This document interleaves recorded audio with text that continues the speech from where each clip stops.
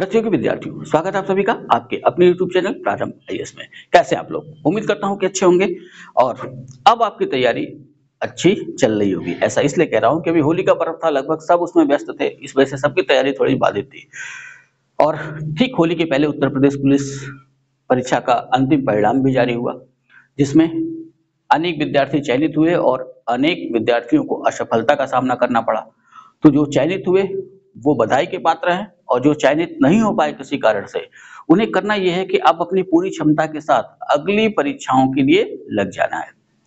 अपनी video class की बात करें तो काफी दिन बाद आ रही है। हाँ, कुछ स्वास्थ्य समस्याएं और साथ ही साथ होली के पर्व की वजह से ये वीडियो क्लास बन नहीं पाई थी, लेकिन अब कोशिश रहेगी कि आपको लगातार क्लास मिलती रहे।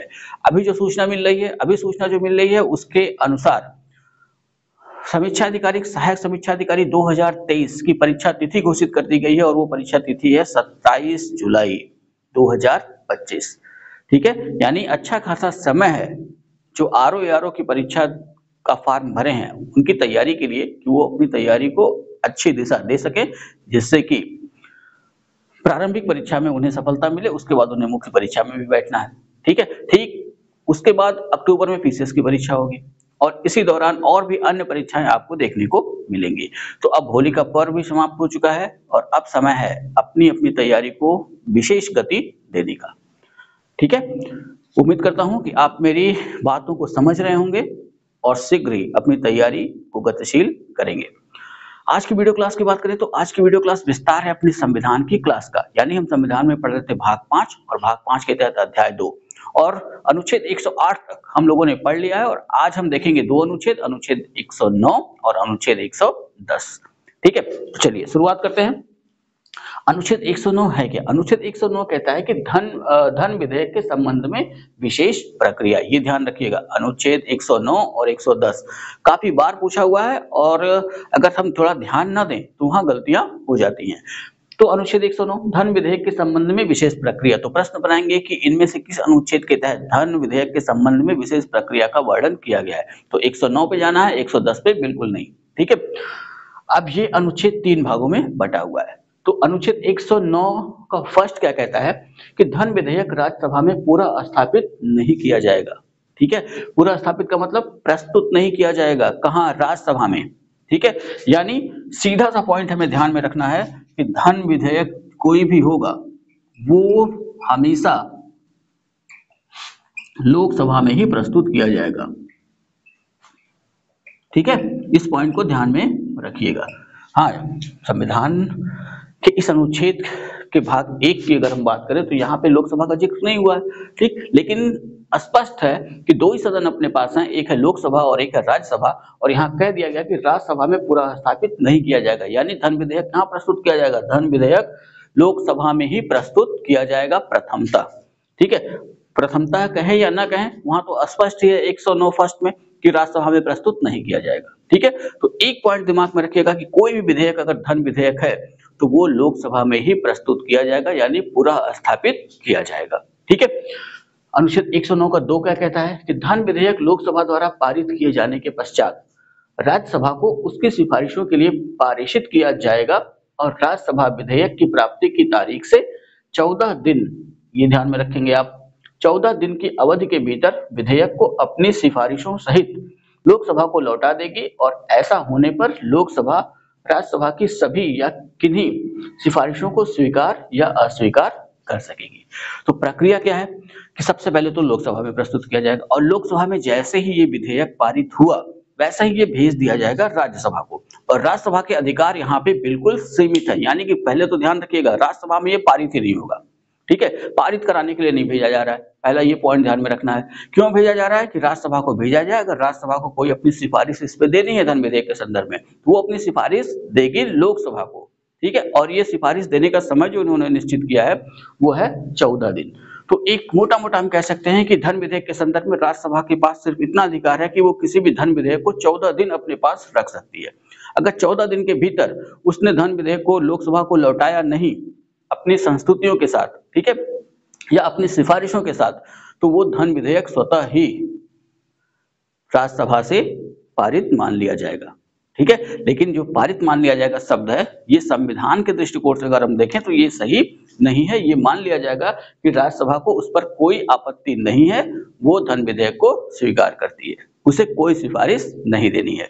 ठीक है, तो ये ध्यान रखिए कि धन विधेयक राज्यसभा के पास अधिकतम कितने दिन तक रह सकता है? 14 दिन तक। ठीक है, राज्यसभा का अधिकार क्या है कि राज्यसभा केवल धन विधेयक पर अपनी जो सिफारिशें हैं अगर कुछ करना चाहती है तो उन सिफारिशों के साथ वो लौटा देगी लोकसभा को। अब लोकसभा चाहे तो उनकी सिफारिशों को माने या चाहे तो न माने।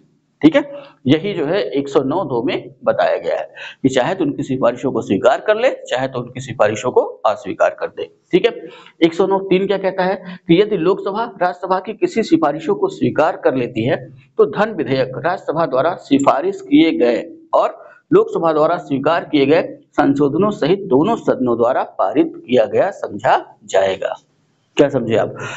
कि जैसे राज्यसभा ने कोई सिफारिश की और लोकसभा ने वो सिफारिश मान ली, तो सिफारिश मान ली यानी कि उस विधेयक में थोड़ा बहुत करना पड़ेगा परिवर्तन सिफारिश मानने के बाद। तो यहाँ ये स्पष्ट कर दिया गया, तो राज्यसभा की अगर सिफारिश लोकसभा मान लेती है और विधेयक लोकसभा में पारित हो जाता है तो ऐसा मान लिया जाएगा कि वो विधेयक लोकसभा और राज्यसभा दोनों में पारित हो चुका है।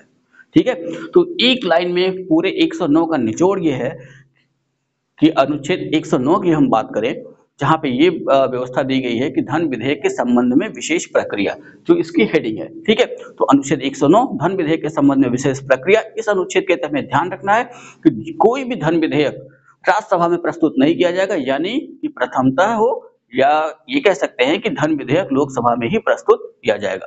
लोकसभा में पारित होने के बाद राज्यसभा को भेज दिया जाएगा और राज्यसभा के अधिकार यहाँ पे सीमित है। राज्यसभा अधिकतम 14 दिन तक उसे अपने पास रख सकती है और अगर उसकी कोई सिफारिश है तो उन सिफारिशों के साथ 14 दिन के भीतर वो लोकसभा को लौटा देगी। अब लोकसभा चाहे तो राज्यसभा की सिफारिशों को माने या राज्यसभा की सिफारिशों को न माने। अगर यदि लोकसभा राज्यसभा की किसी सिफारिश को मानती है तो ऐसे संशोधनों सहित लोकसभा अगर उस धन विधेयक को पारित कर देती है तो वो धन विधेयक दोनों सदनों अर्थात लोकसभा और राज्यसभा में पारित माना जाएगा। ठीक है, ये है अनुच्छेद 109। अगले अनुच्छेद की तरफ बढ़े तो अगला अनुच्छेद अपना है 110 और 110 कहता क्या है कि धन विधेयक की परिभाषा। ठीक है, अब अगर प्रश्न पूछे कि धन विधेयक की चर्चा किस अनुच्छेद में की गई है तो 110। सिर्फ इतना ध्यान रखिएगा कि अगर प्रश्न में यह पूछा गया है कि धन विधेयक के संबंध में विशेष प्रक्रिया या धन विधेयक की प्रक्रिया की चर्चा कहाँ की गई है तब आएंगे 109, नहीं तो सारा आंसर हमारा होगा 110। और अनुच्छेद 110 क्या कह रहा है कि कोई विधेयक धन विधेयक है यदि वह निम्नलिखित सभी या किन्हीं विषय से संबंधित हो। यहाँ 5 विषय दिए गए हैं और ये बताया गया कि अगर कोई विधेयक में ये 5 विषय हैं तो वो धन विधेयक होगा।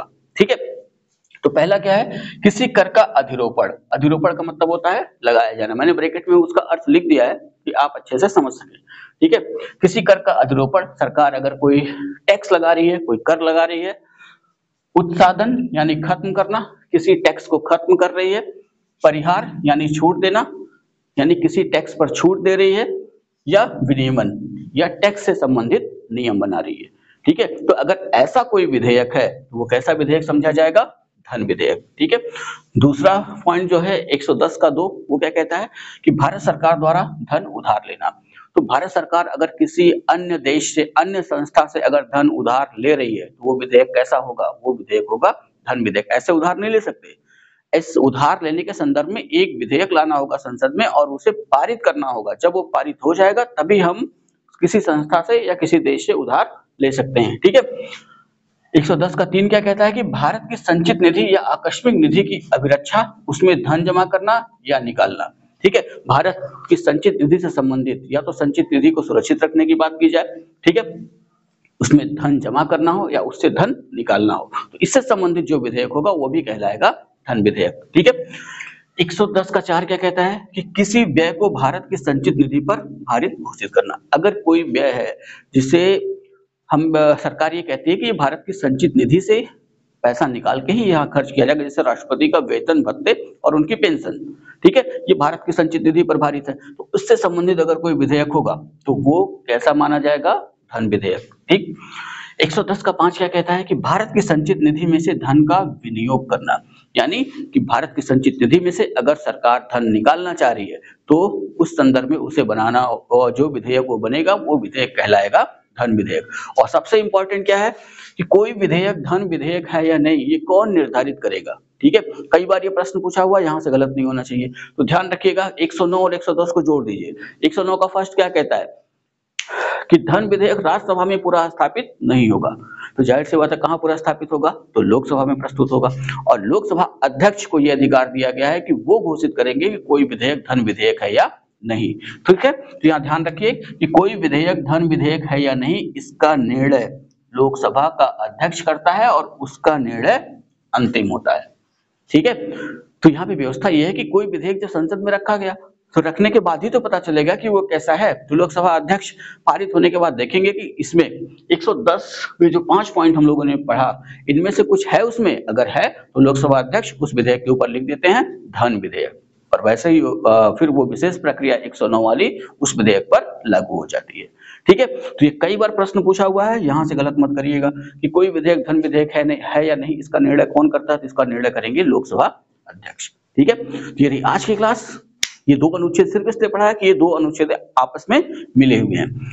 नेक्स्ट क्लास में हम इसके आगे बढ़ेंगे, 111, 112, 113 या इसी तरीके से हमें आगे बढ़ना है। ठीक है, अब जिनकी जिनकी परीक्षाएं हैं आगे, और एक जो अभी भी सूचना मिल रही है वो सूचना ये है कि रेलवे एएलपी सीबीटी 2 के जो एग्जाम थे 19 तारीख की दोनों शिफ्ट और 20 तारीख की फर्स्ट शिफ्ट वो कैंसिल कर दी गई है। वो एग्जाम बाद में उसकी डेट दी जाएगी। अभी 20 तारीख के सेकंड शिफ्ट के संबंध में कोई नोटिस ऐसी जारी नहीं हुई है एग्जाम कैंसिलेशन की। ठीक है, तो जिनका 20 तारीख को सेकंड शिफ्ट में है एएलपी का पेपर, ठीक है, सीबीटी 2 का, वो नोटिस पे लगातार ध्यान बनाए रखें घर से निकलने से पहले।